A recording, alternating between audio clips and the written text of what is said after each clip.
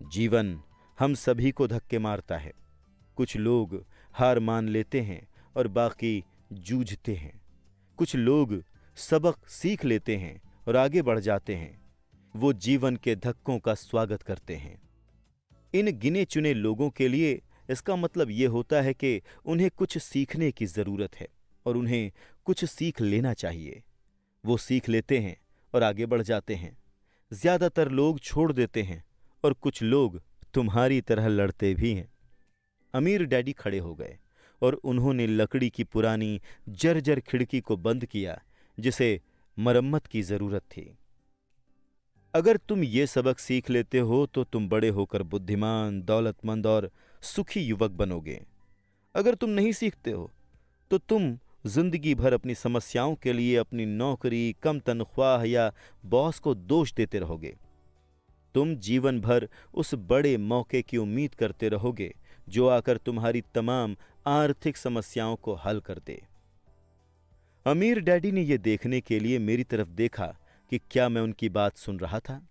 उनकी आंखें मेरी नजरों से मिलीं। हम एक दूसरे को एकटक देखते रहे और अपनी आंखों से संवाद करते रहे। आखिरकार जब मैं उनके संदेश का मतलब समझ गया तो मैंने अपनी नजरें फेर लीं। मैं जान गया कि उनकी बात सही थी। मैं उन्हें दोष दे रहा था जबकि सीखने का आग्रह मैंने खुद किया था। मैं जूझ रहा था। अमीर डैडी ने आगे कहा, अगर तुम इस तरह के इंसान हो जिसमें जरा भी हिम्मत नहीं है तो जीवन के हर थपेड़े, हर धक्के के सामने तुम हार मान लोगे। अगर तुम इस तरह के इंसान हो तो तुम जिंदगी भर सुरक्षित तरीके से खेलते रहोगे, सही चीजें करोगे और किसी ऐसे वक्त का इंतजार करोगे जो कभी आएगा ही नहीं। फिर तुम एक नीरस बूढ़े आदमी की तरह मर जाओगे। तुम्हारे बहुत से दोस्त तुम्हें सचमुच पसंद करते होंगे क्योंकि तुम बहुत अच्छे, मेहनती इंसान थे। लेकिन सच तो यह है कि तुमने जीवन के धक्कों के आगे घुटने टेक दिए थे। दिल की गहराई में तुम जोखिम लेने से थर्राते थे। तुम दरअसल जीतना चाहते थे, लेकिन हारने का डर जीतने के रोमांच से ज्यादा ताकतवर साबित हुआ। दिल की गहराई में तुम्हें और सिर्फ तुम्हें ही ये बातें पता रहेंगी कि तुमने कभी जीतने की कोशिश ही नहीं की। तुमने सुरक्षित तरीके से खेलने का विकल्प चुना। हमारी नजरें एक बार फिर मिलीं। मैंने पूछा, तो आप मुझे धक्का दे रहे थे? कुछ लोग ऐसा कह सकते हैं। अमीर डैडी मुस्कुराए। मैं तो कहूंगा कि मैंने तुम्हें जीवन का स्वाद चखाया है। जीवन का स्वाद? मैंने पूछा। हालांकि मैं अब भी नाराज था, लेकिन अब मैं जिज्ञासु और सीखने के लिए तैयार भी था। तुम दोनों लड़के पहले इंसान हो जिन्होंने मुझसे पैसा बनाने की कला सीखने का आग्रह किया है। मेरे 150 से ज्यादा कर्मचारी हैं, परंतु उनमें से एक ने भी मुझसे धन संबंधी ज्ञान नहीं मांगा। वो मुझसे नौकरी और तनख्वाह मांगते हैं, लेकिन पैसे बनाने की कला सिखाने को कभी नहीं कहते। इसलिए ज्यादातर लोग अपनी जिंदगी के सबसे बेहतरीन साल पैसे की खातिर काम करने में गुजार देंगे और अंत तक कभी समझ ही नहीं पाएंगे कि दरअसल वो किस चीज के लिए काम कर रहे हैं। मैं बैठा बैठा गौर से सुनता रहा। तो जब माइक ने मुझे बताया कि तुम ये सीखना चाहते हो कि पैसा कैसे बनाया जाता है, तो मैंने ऐसा पाठ्यक्रम बनाने का निर्णय लिया जो असल जीवन का प्रतिबिंब हो। मैं बोलते बोलते थक जाता, लेकिन तुम मेरी बात का मतलब कभी नहीं समझ पाते। इसीलिए मैंने ये निर्णय लिया कि तुम्हें जीवन के थपेड़ों का स्वाद चखाऊं, ताकि तुम मेरी बात सुन और समझ सको। इसीलिए मैंने तुम्हें 1 घंटे के लिए सिर्फ 10 सेंट दिए। तो 1 घंटे में सिर्फ 10 सेंट की खातिर काम करके मैंने कौन सा सबक सीखा? मैंने पूछा। यही कि आप लालची हैं और अपने कर्मचारियों का शोषण करते हैं? अमीर डैडी कुर्सी पर पीछे टिके और जमकर हंसे। आखिर वो बोले, सबसे अच्छा ये रहेगा कि तुम अपना दृष्टिकोण बदल लो। मुझे दोष देना छोड़ दो, ये सोचना छोड़ दो कि समस्या मैं हूं। अगर तुम सोचते हो कि तुम्हारी समस्या मैं हूं तो तुम्हें मुझे बदलना होगा।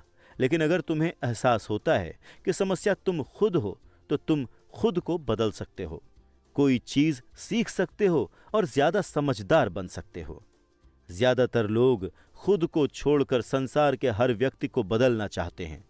मैं तुम्हें बता दूं, किसी दूसरे को बदलने के बजाय खुद को बदलना ज्यादा आसान होता है। मैंने कहा, अब मैं समझ नहीं पाया। अपनी समस्याओं के लिए मुझे दोष देना छोड़ दो, अमीर डैडी ने अधीरता से कहा। लेकिन आप मुझे सिर्फ 10 सेंट ही दे रहे हैं। तो तुम क्या सीख रहे हो? अमीर डैडी ने मुस्कुराते हुए पूछा। यही कि आप लालची हैं, मैंने शरारती मुस्कान के साथ कहा। अमीर डैडी बोले, देखा, तुम अब भी यही सोचते हो कि समस्या मैं हूं। वो तो आप हैं ही। देखो, ये नजरिया रखोगे तो तुम जिंदगी भर कुछ नहीं सीख पाओगे। अगर तुम ये नजरिया रखते हो कि समस्या मैं हूं, तो तुम्हारे पास कौन से विकल्प रह जाते हैं? देखिए, आप मेरी तनख्वाह नहीं बढ़ाते हैं या मेरे प्रति ज्यादा सम्मान नहीं दिखाते हैं और मुझे नहीं सिखाते हैं, तो मैं काम छोड़ दूंगा। अच्छी तरह कहा, अमीर डैडी ने कहा। ज्यादातर लोग ठीक ऐसा ही करते हैं। वो काम छोड़ देते हैं और किसी दूसरी नौकरी की तलाश करते हैं जहां उन्हें बेहतर अवसर और ज्यादा ऊंची तनख्वाह मिले। वो सचमुच सोचते हैं कि इससे समस्या सुलझ जाएगी, मगर ज्यादातर मामलों में ऐसा नहीं होता। तो मुझे क्या करना चाहिए? मैंने पूछा। बस 1 घंटे के बदले 10 सेंट की भीख ले लूं और मुस्कुराता रहूं? अमीर डैडी मुस्कुराए। बाकी लोग यही करते हैं। वो ये सोचकर तनख्वाह बढ़ने का इंतजार करते हैं कि ज्यादा पैसे से उनकी समस्याएं सुलझ जाएंगी। अधिकतर लोग बस इसे स्वीकार कर लेते हैं। कुछ लोग अपनी वर्तमान नौकरी के अलावा दूसरी नौकरी करके ज्यादा कड़ी मेहनत करते हैं, लेकिन वहां भी उन्हें कम तनख्वाह को स्वीकार करना पड़ता है। मैं बैठा बैठा फर्श को घूरता रहा और उस सबक को समझना शुरू करने लगा जो अमीर डैडी सिखा रहे थे। मुझे एहसास हो गया था कि यह जीवन का स्वाद था। आखिर मैंने नजरें उठाकर पूछा, तो समस्या किस चीज से सुलझेगी? इससे, उन्होंने कहा और अपनी कुर्सी पर आगे झुककर मेरे सर को हल्के से थपथपाया। तुम्हारे कानों के बीच की चीज से। यही वो पल था जब अमीर डैडी ने वो निर्णायक दृष्टिकोण बताया जो उन्हें उनके कर्मचारियों और मेरे गरीब डैडी से अलग करता था और जिसकी बदौलत वो अंततः हवाई के सबसे अमीर लोगों में से एक बने, जबकि मेरे उच्च शिक्षित लेकिन गरीब डैडी जिंदगी भर आर्थिक समस्याओं से जूझते रहे। ये एक अनूठा दृष्टिकोण था जिसने मेरी जिंदगी का नक्शा ही बदल दिया। अमीर डैडी ने बार बार मुझे ये दृष्टिकोण सिखाया जिसे मैं पहला सबक कहता हूं। गरीब और मध्यम वर्गीय लोग पैसे के लिए काम करते हैं, अमीर लोग पैसे से अपने लिए काम कराते हैं। अब तक मेरे गरीब डैडी ने मुझे जो सिखाया था, शनिवार की उस उजली सुबह मैंने उससे एक बिल्कुल ही भिन्न दृष्टिकोण सीखा। 9 साल की उम्र में ही मैं समझ गया कि दोनों डैडी चाहते थे कि मैं सीखूं। दोनों ही डैडी मुझे पढ़ने के लिए प्रोत्साहित करते थे, बस अध्ययन के विषय अलग थे। मेरे उच्च शिक्षित डैडी सलाह देते थे कि मैं वही करूं जो उन्होंने किया था। बेटे, मैं चाहता हूं कि तुम जमकर पढ़ाई करो, अच्छे ग्रेड लाओ, ताकि तुम्हें किसी बड़ी कंपनी में सुरक्षित नौकरी मिल सके, और यह सुनिश्चित करना कि उसमें बेहतरीन सुविधाएं भी मिलें। मेरे अमीर डैडी चाहते थे कि मैं ये सीखूं कि पैसा कैसे काम करता है, ताकि मैं इससे अपने लिए काम करा सकूं। ये सबक मैं किसी क्लासरूम के कारण नहीं, बल्कि उनके मार्गदर्शन के कारण जीवन भर सीखने वाला था। मेरे अमीर डैडी ने अपने पहले सबक को जारी रखते हुए कहा, मुझे खुशी है कि तुम 10 सेंट प्रति घंटे पर काम करने पर नाराज हुए। अगर तुम नाराज नहीं हुए होते और इसे चुपचाप स्वीकार कर लेते, तो मुझे तुमसे कहना पड़ता कि मैं तुम्हें नहीं सिखा सकता। देखो, सचमुच सीखने में ऊर्जा, जोश और धधकती इच्छा की जरूरत होती है। क्रोध उस फॉर्मूले का एक बड़ा हिस्सा है, क्योंकि जोश, क्रोध और प्रेम का समन्वय होता है। जब पैसे की बात आती है तो अधिकतर लोग सुरक्षित रास्ता खोजते हैं और सुरक्षित महसूस करना चाहते हैं। इसीलिए जोश उन्हें राह नहीं दिखाता है, उन्हें राह दिखाता है उनका डर। तो क्या इसीलिए वो कम तनख्वाह वाली नौकरियां करने के लिए राजी हो जाते हैं? मैंने पूछा। हाँ, अमीर डैडी ने कहा। कुछ लोग कहते हैं कि मैं कर्मचारियों का शोषण करता हूं क्योंकि मैं उन्हें शुगर प्लांटेशन या सरकार जितनी ऊंची तनख्वाह नहीं देता। मैं कहता हूं कि लोग अपना शोषण खुद करते हैं, डरते वो हैं, मैं नहीं। मैंने पूछा, लेकिन क्या आपको नहीं लगता कि आपको उन्हें ज्यादा वेतन देना चाहिए? मुझे ज्यादा वेतन देने की जरूरत नहीं है। इसके अलावा ज्यादा पैसा मिलने से भी उनकी समस्याएं नहीं सुलझेंगी। अपने डैडी को ही देख लो, ये बहुत सारा पैसा कमाते हैं मगर इसके बावजूद अपने बिलों का भुगतान नहीं कर पाते। अधिकतर लोगों को अगर ज्यादा पैसा दे दिया जाए तो वो ज्यादा कर्ज में डूब जाएंगे। तो इसीलिए आपने 10 सेंट प्रति घंटे की तनख्वाह दी? मैंने मुस्कुराते हुए कहा। ये सबक का हिस्सा था। सही समझे, अमीर डैडी मुस्कुराए। देखो, तुम्हारे डैडी स्कूल गए और उन्होंने उत्कृष्ट शिक्षा इसलिए हासिल की ताकि उन्हें ऊंची तनख्वाह वाली नौकरी मिल सके। लेकिन उनके पास अब भी पैसे संबंधी समस्याएं हैं क्योंकि उन्होंने स्कूल में पैसों के बारे में कभी कुछ नहीं सीखा। इससे बढ़कर वो पैसे के लिए काम करने में यकीन करते हैं। और आप नहीं करते? मैंने पूछा। नहीं, सचमुच नहीं, अमीर डैडी ने कहा। अगर तुम पैसों के लिए काम करना सीखना चाहते हो तो स्कूल में सीखो। ऐसा करना सीखने के लिए उससे बढ़िया कोई जगह नहीं है। लेकिन अगर तुम ये सीखना चाहते हो कि पैसे से अपने लिए काम कैसे कराया जाए तो तुम्हें ये मैं सिखाऊंगा, पर तभी जब तुम सीखना चाहोगे। क्या हर कोई इसे सीखना नहीं चाहता? मैंने पूछा। नहीं, अमीर डैडी ने कहा। सिर्फ इसलिए क्योंकि पैसे के लिए काम करना सीखना ज्यादा आसान होता है, खास तौर पर अगर धन संबंधी मामलों में डर तुम्हारा मूल भाव हो। मैं समझ नहीं पाया, मैंने त्योरी चढ़ाकर कहा। हाल फिलहाल उसकी चिंता मत करो, बस इतना जान लो कि यह डर होता है जिसकी वजह से ज्यादातर लोग नौकरी करते हैं।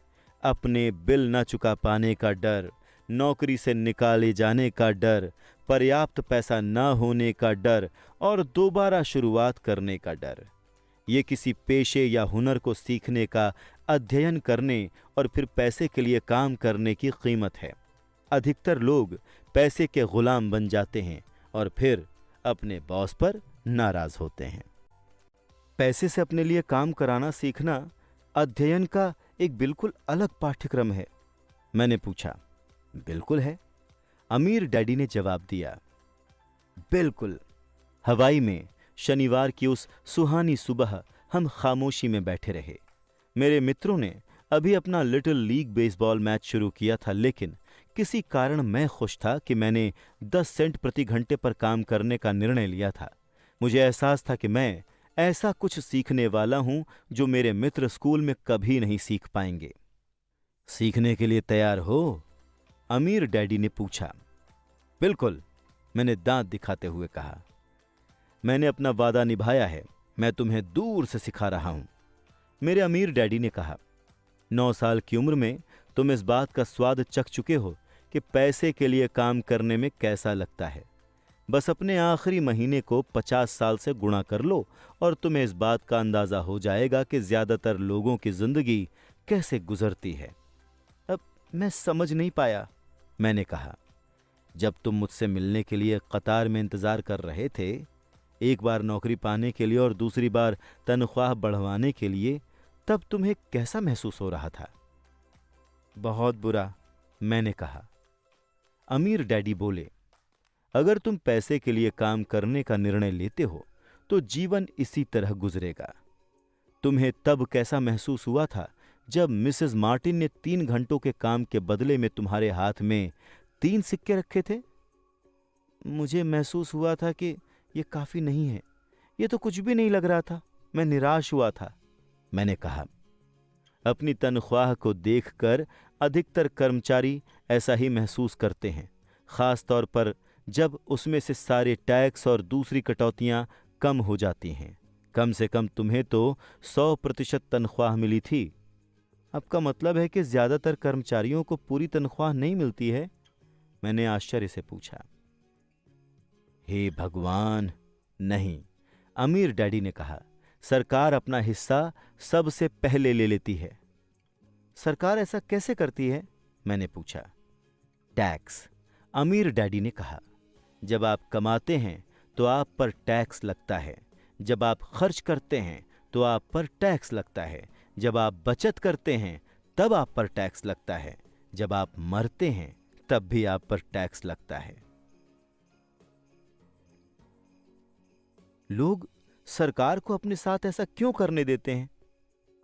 अमीर लोग ऐसा नहीं करने देते, अमीर डैडी ने मुस्कुराते हुए कहा। गरीब और मध्यम वर्गीय लोग करने देते हैं। मैं शर्त लगाता हूं कि मैं तुम्हारे डैडी से ज्यादा कमाता हूं, लेकिन वो मुझसे ज्यादा टैक्स देते हैं। ऐसा कैसे हो सकता है? मैंने पूछा। उस उम्र में मुझे इसमें जरा भी समझदारी नजर नहीं आई थी। कोई सरकार को अपने साथ ऐसा क्यों करने देता है? अमीर डैडी अपनी कुर्सी पर धीरे धीरे खामोशी में हिल रहे थे और बस मेरी ओर देख रहे थे। उन्होंने पूछा, सीखने के लिए तैयार हो? मैंने अपना सर धीरे से हिला दिया। जैसा मैंने कहा था, सीखने को बहुत कुछ है। पैसे से अपने लिए काम कैसे कराया जाए, ये सीखना जिंदगी भर चलता है। ज्यादातर लोग 4 साल तक कॉलेज जाते हैं और फिर उनकी पढ़ाई खत्म हो जाती है। मैं पहले से ही जानता हूं कि पैसे का मेरा अध्ययन जीवन भर चलेगा, सिर्फ इसलिए क्योंकि मैं जितना ज्यादा जानता हूं, मुझे उतना ही अधिक पता लगता है कि मुझे आगे क्या जानने की जरूरत है। अधिकतर लोग इस विषय का कभी अध्ययन करते ही नहीं हैं। वो नौकरी करने जाते हैं, अपनी तनख्वाह लेते हैं, अपनी चेकबुक को बैलेंस करते हैं और बात खत्म हो जाती है। फिर वो आश्चर्य करते हैं कि उनके सामने पैसे संबंधी समस्याएं क्यों आती हैं। वो सोचते हैं कि ज्यादा पैसों से उनकी समस्या हल हो जाएगी और उन्हें एहसास नहीं होता कि असली समस्या ये है कि उनमें वित्तीय शिक्षा का अभाव है। तो मेरे डैडी के पास टैक्स संबंधी समस्याएं इसलिए हैं क्योंकि उन्हें पैसे की समझ नहीं है? मैंने पूछा और मैं दुविधाग्रस्त था। देखो, अमीर डैडी ने कहा, पैसे से अपने लिए काम कैसे कराया जाए, टैक्स तो ये सीखने का सिर्फ एक छोटा सा हिस्सा है। आज मैं बस ये पता लगाना चाहता था कि क्या तुम में अब भी पैसे के बारे में सीखने की प्रबल इच्छा है या नहीं। अधिकतर लोगों में ये नहीं होती है। वो बस स्कूल जाना चाहते हैं, कोई पेशा सीखना चाहते हैं, अपनी नौकरी में मजे करना चाहते हैं और ढेर सारे पैसे कमाना चाहते हैं। एक दिन वो तब जागते हैं जब उनके सामने पैसे की बड़ी समस्याएं खड़ी हो जाती हैं और इसके बाद वो जीवन में कभी नौकरी करना नहीं छोड़ सकते। पैसे के लिए काम करने की यही कीमत होती है और उन्हें ये कीमत चुकानी पड़ती है। अगर वो पैसे से अपने लिए काम कराना सीख लें तो उनके सामने ये समस्या आती ही नहीं। तो तुम में अब भी सीखने का जोश है? अमीर डैडी ने पूछा। मैंने अपना सर हिला दिया। अच्छी बात है, अमीर डैडी ने कहा। तो अब काम पर चलो, इस बार मैं तुम्हें कोई तनख्वाह नहीं दूंगा। क्या? मैंने हैरानी से पूछा। तुमने मेरी बात सुन ली, तनख्वाह बंद। तुम हर शनिवार को 3 घंटे उसी तरह काम करोगे, लेकिन इस बार तुम्हें 10 सेंट प्रति घंटे की तनख्वाह नहीं मिलेगी। तुमने कहा था कि तुम पैसे के लिए काम ना करना सीखना चाहते हो, इसीलिए मैं तुम्हें कोई तनख्वाह नहीं दे रहा हूं। मैं जो सुन रहा था उस पर यकीन नहीं कर पा रहा था। मैंने माइक से बातचीत कर ली है और उसने मुफ्त में काम करना शुरू कर दिया है।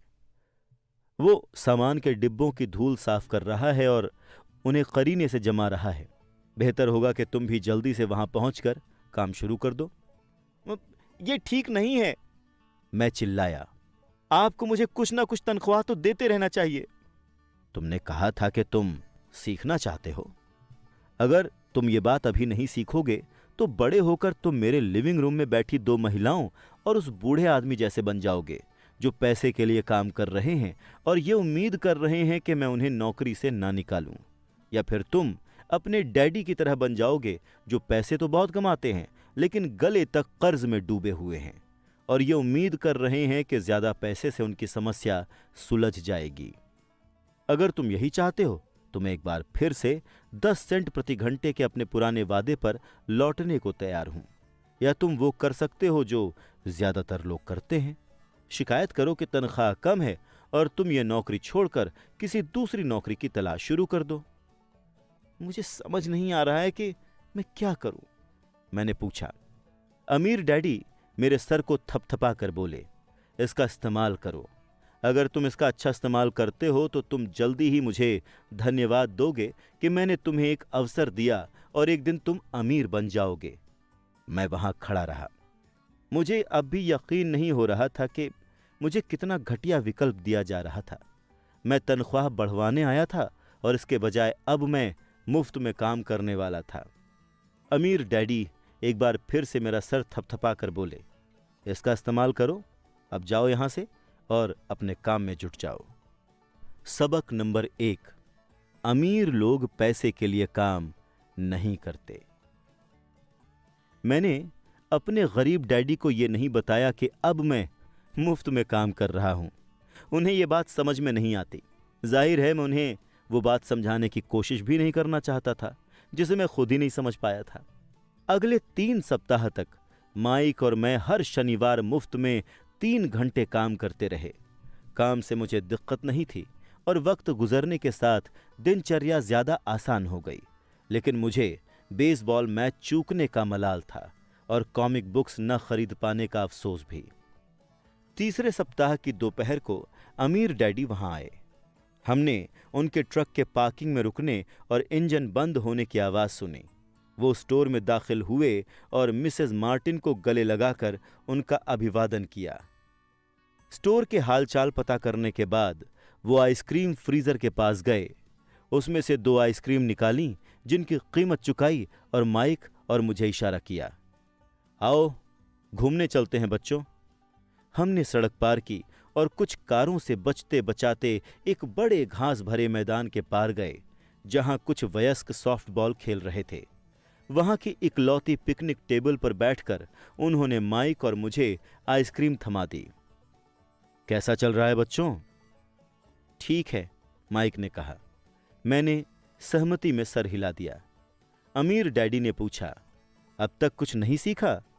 माइक और मैंने एक दूसरे की तरफ देखा, अपने कंधे उचकाए और फिर अपने सिर एक साथ हिला दिए। जीवन के एक बहुत बड़े जाल से बचना। देखो, अच्छा यही रहेगा कि तुम लोग सोचना शुरू कर दो। तुम जीवन के एक बहुत बड़े सबक के सामने खड़े हो। अगर तुम इसे सीख लेते हो तो तुम भारी स्वतंत्रता और सुरक्षित जीवन का आनंद लोगे।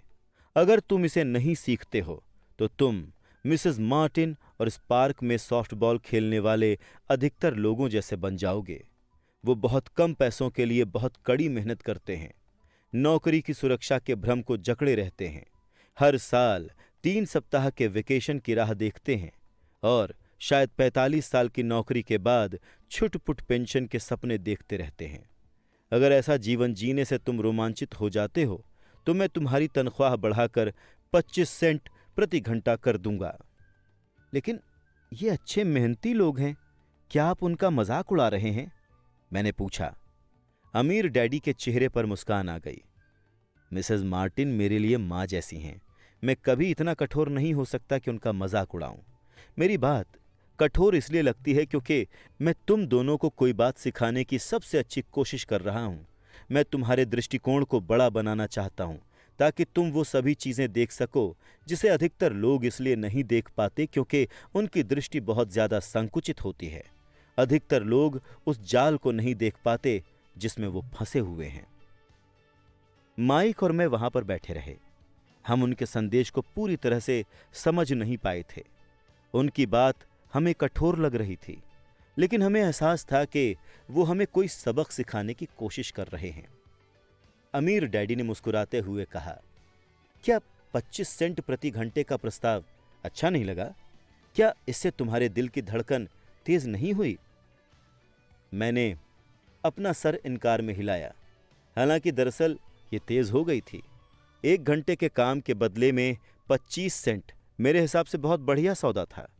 अमीर डैडी ने चालाकी से मुस्कुराते हुए कहा, अच्छा, तो मैं तुम्हें 1 घंटे के बदले में $1 दूंगा। अब मेरा दिल तेजी से दौड़ने लगा। मेरा दिमाग चीख चीख कर कह रहा था, इसे मान लो, मान लो। मुझे अपने कानों पर भरोसा नहीं हो रहा था, फिर भी मैं चुप रहा। ठीक है, $2 प्रति घंटा। मेरा छोटा दिमाग और दिल फटने की कगार पर पहुंच गए। आखिर ये 1956 की बात थी और $2 प्रति घंटे की कमाई मुझे संसार का सबसे अमीर बच्चा बना देती। मैं इतने पैसे कमाने की कल्पना भी नहीं कर सकता था। मैं हां कहना चाहता था। मैं सौदे को पक्का करना चाहता था।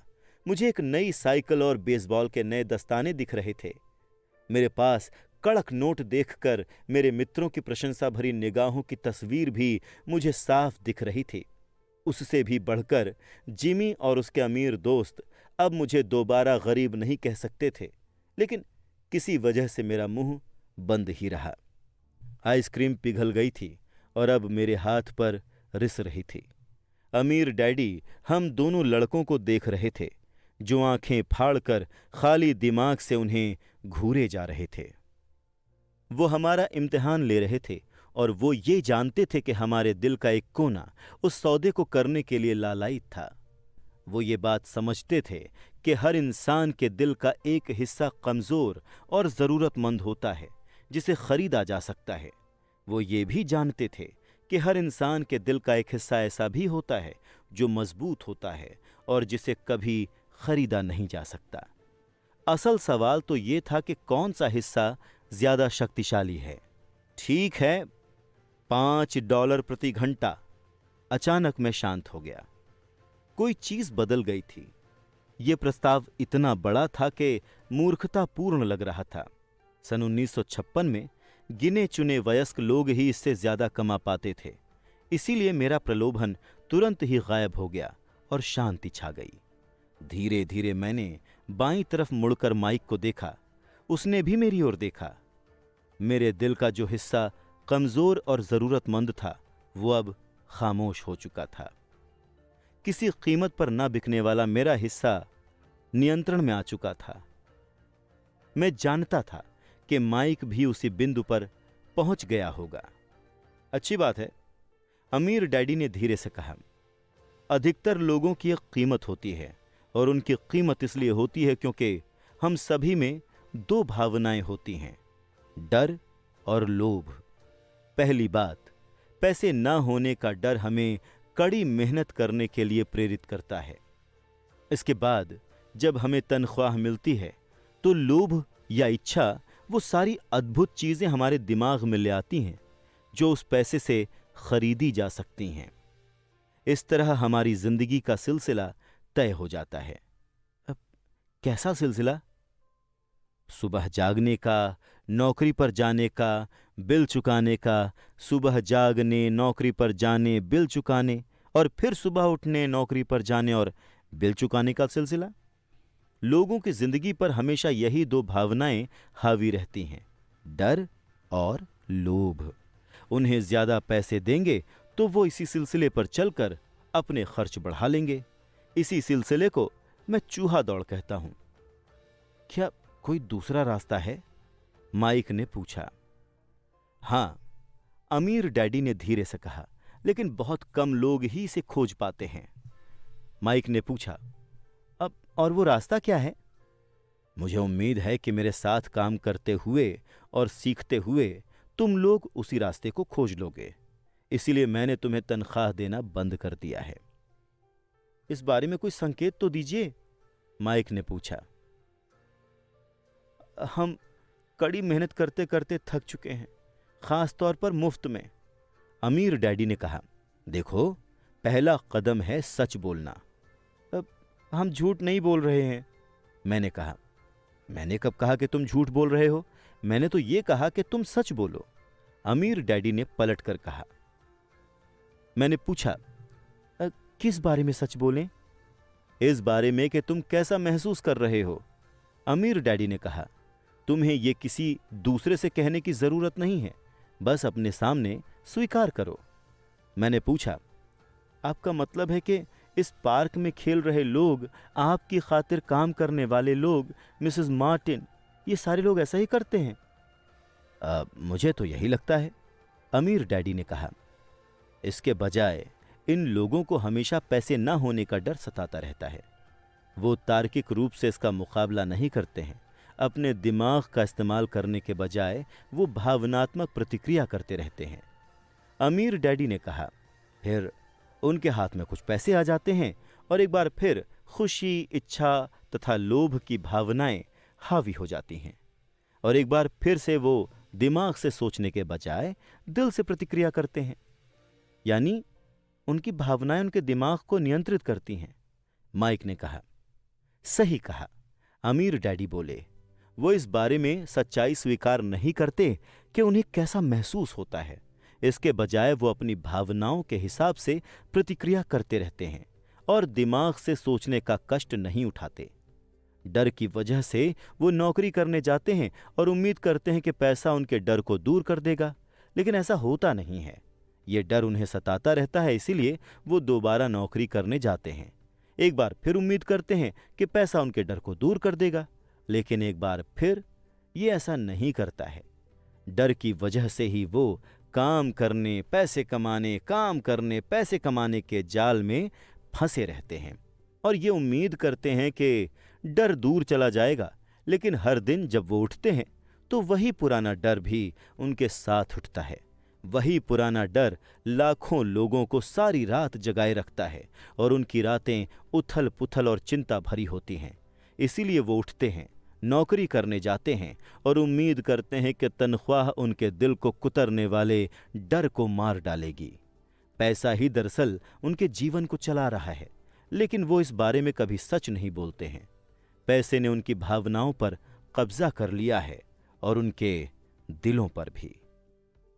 ये कहने के बाद अमीर डैडी खामोशी से बैठे रहे ताकि उनके शब्दों में छुपा संदेश हमारे दिमाग के अंदर चला जाए। माइक और मैंने उनकी बातें सुनी तो थीं, लेकिन उनका मतलब हमें पूरी तरह से समझ नहीं आया था। मैं तो बस इतना जानता था कि मैं अक्सर हैरान होता था कि वयस्क लोगों को ऑफिस जाने की इतनी जल्दी क्यों होती है।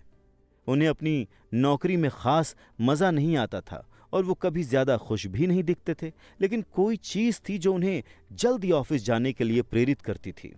जब अमीर डैडी को एहसास हो गया कि हम उनकी बातें जितनी समझ सकते थे उतनी हमने समझ ली हैं, तो उन्होंने आगे कहा, मैं चाहता हूं कि तुम लोग इस जाल से बच जाओ। दरअसल मैं तुम्हें यही सिखाना चाहता हूं। सिर्फ अमीर नहीं बनना, क्योंकि अमीर बनने से समस्या नहीं सुलझती है। अमीर बनने से समस्या नहीं सुलझती है? मैंने हैरानी से पूछा। बिल्कुल नहीं, इससे समस्या सुलझती नहीं है। मुझे दूसरी भावना को स्पष्ट करने दो। बिल्कुल नहीं, इससे समस्या नहीं सुलझती है। मुझे दूसरी भावना को स्पष्ट करने दो। इच्छा। कुछ लोग इसे लोभ कहते हैं, लेकिन मैं इच्छा कहना ज्यादा पसंद करता हूं। किसी बेहतर, अधिक सुंदर, अधिक मजेदार या रोमांचक चीज की इच्छा करना बिल्कुल सामान्य है। इच्छा की वजह से भी लोग पैसे के लिए काम करते हैं। वो उस खुशी के लिए पैसा चाहते हैं जो उनके हिसाब से पैसे से खरीदी जा सकती है, लेकिन पैसा जो खुशी देता है वो अक्सर अल्पकालीन होती है। इसीलिए उन्हें अधिक खुशी, अधिक आनंद, अधिक आराम और अधिक सुरक्षा हासिल करने के लिए ज्यादा पैसे की जरूरत महसूस होने लगती है। इसीलिए वो नौकरी करते रहते हैं और सोचते हैं कि पैसा डर और इच्छा की वजह से इसीलिए वो नौकरी करते रहते हैं और सोचते हैं कि पैसा डर और इच्छा की वजह से परेशान उनके दिल को शांत कर देगा, लेकिन पैसा ये नहीं कर सकता। माइक ने पूछा, क्या अमीर भी ऐसा करते हैं? हाँ, अमीर भी इसमें शामिल हैं। अमीर डैडी ने कहा, वास्तव में बहुत से अमीर लोग इच्छा नहीं, डर के कारण अमीर होते हैं। वो मानते हैं कि पैसे होने पर वो गरीबी के डर से आजाद हो जाएंगे, इसीलिए वो ढेर सारे पैसे इकट्ठा कर लेते हैं। लेकिन इसके बाद उन्हें पता चलता है कि उनका डर तो और ज्यादा बढ़ गया है। अब उन्हें पैसे गंवाने का डर सताने लगता है। मेरे कुछ मित्र हैं जो काफी पैसे वाले होने के बावजूद नौकरी कर रहे हैं। मैं ऐसे लोगों को जानता हूं जिनके पास कई मिलियन डॉलर्स हैं, लेकिन वो गरीबी के दिनों में जितना डरते थे आज उससे ज्यादा डरते हैं। वो दहशत में रहते हैं कि कहीं वो अपनी सारी दौलत गंवा ना बैठें। जिस डर ने उन्हें अमीर बनने के लिए प्रेरित किया था वो अब और भी बढ़ गया है। उनके दिल का कमजोर और जरूरतमंद हिस्सा दरअसल ज्यादा तेजी से चीख रहा है। वो बड़े मकानों, कारों और ऐशो आराम की जिंदगी को गंवाना नहीं चाहते जिसे पैसे ने उनके लिए खरीदा है। वो इसी चिंता में घुलते रहते हैं कि अगर उनका पैसा चला गया तो उनके मित्र क्या कहेंगे। इसी वजह से कई लोग भावनात्मक रूप से कुंठित और मनोरोगी हैं, हालांकि वो अमीर दिखते हैं और उनके पास पहले से भी ज्यादा पैसा है। मैंने पूछा, तो क्या गरीब आदमी बहुत ज्यादा सुखी होता है? नहीं, मुझे तो ऐसा नहीं लगता। अमीर डैडी ने जवाब दिया, पैसे से दूर भागना भी उतना ही बड़ा पागलपन है जितना कि इस पर आसक्त होना। जैसे उसे किसी ने समझा बुझाकर भेजा हो। उसी समय कस्बे का पागल हमारी टेबल के पास से गुजरा और बड़े कूड़ेदान के पास रुककर उसमें कुछ टटोलने लगा। चर्चा के इस मोड़ पर हम तीनों ने बड़ी रुचि से उसे देखा, हालांकि पहले शायद हम उसे नजरअंदाज कर देते। अमीर डैडी ने अपने पर्स से $1 का नोट निकाला और उस पागल बूढ़े को इशारा करके बुलाया। पैसा देखकर पागल तुरंत आ गया। उसने नोट ले लिया, अमीर डैडी को बहुत बहुत धन्यवाद दिया और अपनी खुशकिस्मती पर खुश होकर तेजी से वहां से चला गया। उसमें और मेरे ज्यादातर कर्मचारियों में बहुत अंतर नहीं है। अमीर डैडी ने कहा, मैं ऐसे बहुत से लोगों से मिला हूं जो कहते हैं, ओह, पैसे में मेरी कोई दिलचस्पी नहीं है, लेकिन फिर भी वो 8 घंटे नौकरी करते हैं। ये सच्चाई को नकारना है। अगर उनकी पैसे में कोई दिलचस्पी ही नहीं है तो फिर वो नौकरी क्यों कर रहे हैं? इस तरह की सोच शायद उस आदमी से ज्यादा पागलपन भरी है जो पैसों पर कुंडली मारकर बैठ जाता है।